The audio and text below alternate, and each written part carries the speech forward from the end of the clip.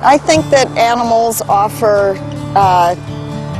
humans the opportunity to understand what unconditional love and compassion really is, and I think those are the two greatest forces in the universe, you know, that gives us hope for humanity.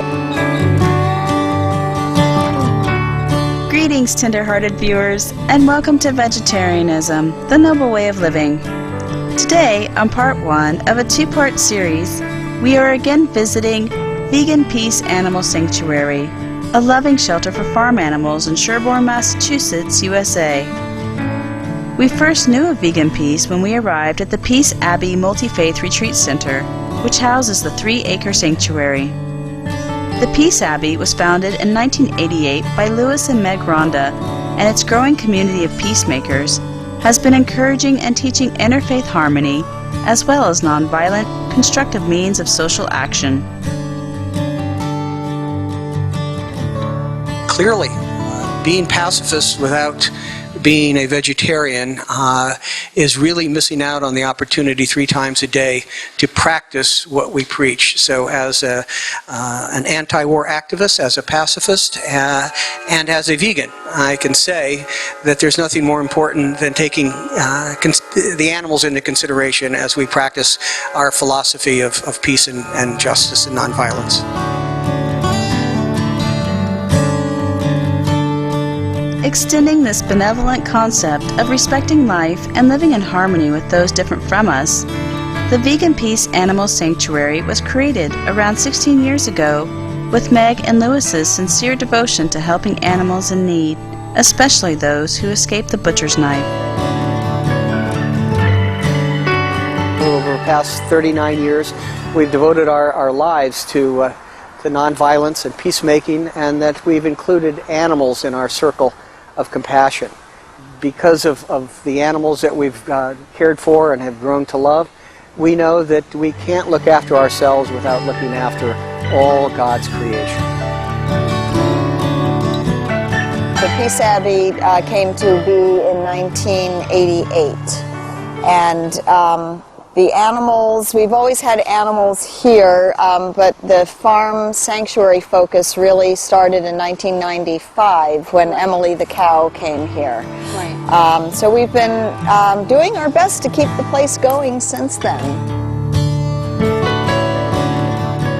Vegan Peace Sanctuary's first animal was Emily the sacred cow, whose courageous spirit has touched numerous visitors coming from across the nation and around the globe.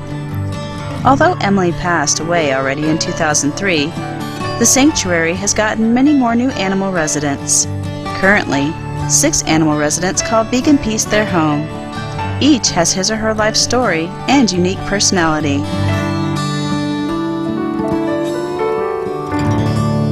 His name is Gabriel, and he's 15 years old. And he came here to the Peace Abbey after he was raised by a young boy who was involved with the 4-H program. So he was a 4-H calf that was raised kind of within that program. He was going to become dinner, but he was loved so much by this little boy. He had such a wonderful connection with him that he asked his father if he could please try to find a home for him so they wouldn't have to slaughter him. And so someone knew about our cow Emily, who was living here, she was living with horses but didn't have a cow companion, and they asked us if we would be interested in taking in this calf. So I went to see him, and he was very lively, very ornery, and playful, jumping around, kicking his heels in the air, and I just fell in love with him. And our other cow, Emily, who was living here in Sanctuary, felt like she finally had the calf that she never had to love and to nurture, and he just grew up here having her love and being just another ambassador so people could learn about how animals have feelings and the will to live just like any other creature.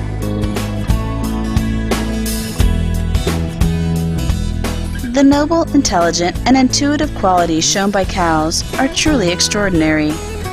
Beyond our understanding, they have immeasurable love to give and care about people around them.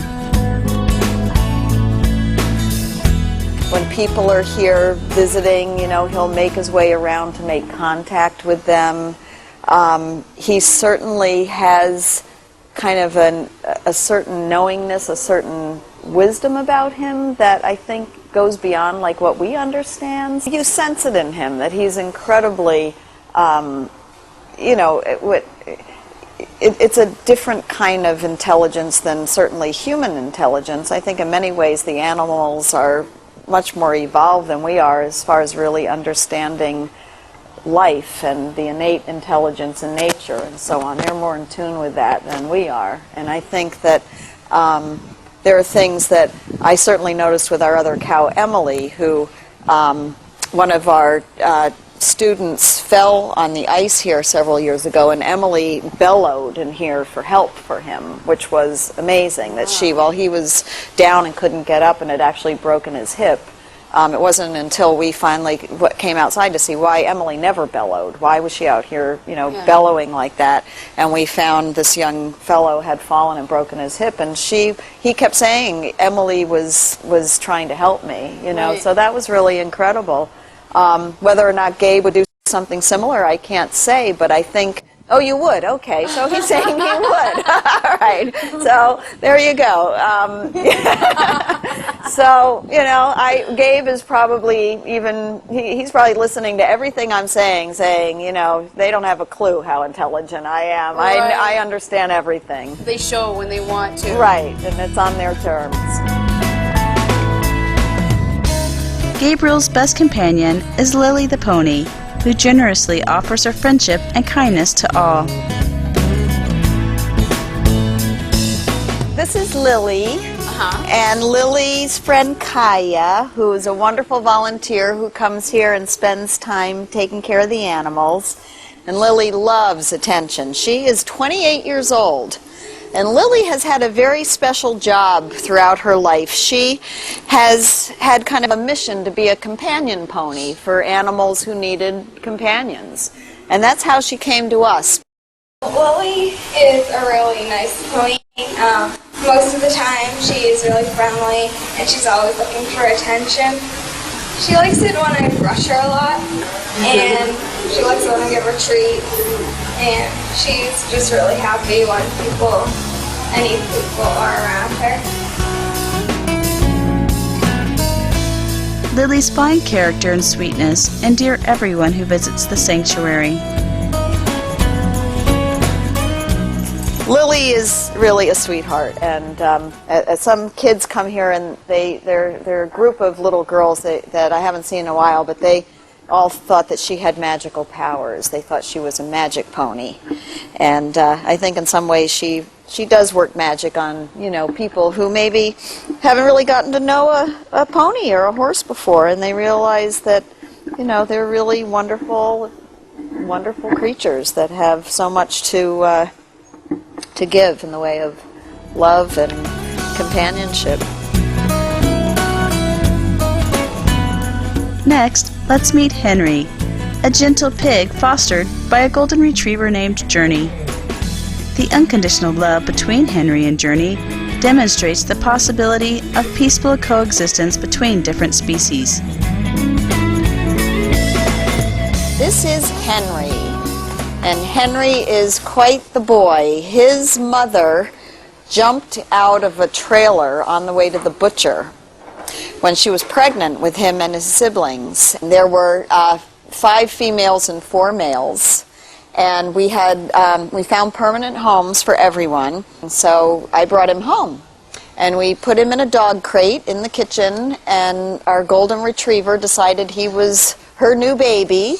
Journey is the most loving creature, incredibly nurturing, and she always, we thought, would love to have had puppies. So when we brought Henry home, she was like, I finally have my baby. And she just let him curl up with her. So Journey accepted him, and although she couldn't nurse him, she gave him the nurturing that helped him to grow. He used to run around with our 2 dogs in the yard, and people would practically drive off the road when they'd see 2 dogs and a pig running in our yard, because he had so much human interaction when he was so young. he really, enjoys and just really trusts people. By nature, Henry loves cleanliness. Nothing is better for him than a sound sleep on his neat, cozy straw bed. As you can see, he builds this little nest.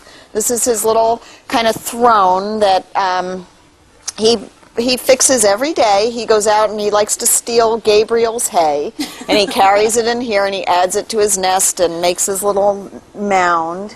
And he doesn't like us to touch it too much because we try to, muck it out and bring in fresh, but he likes to do it himself. Pigs are clean. Like, he does not go to the bathroom in this stall because he has to keep his stall just the way he likes it. Right. So when he lived in our home, we had a litter box that he used always. Right.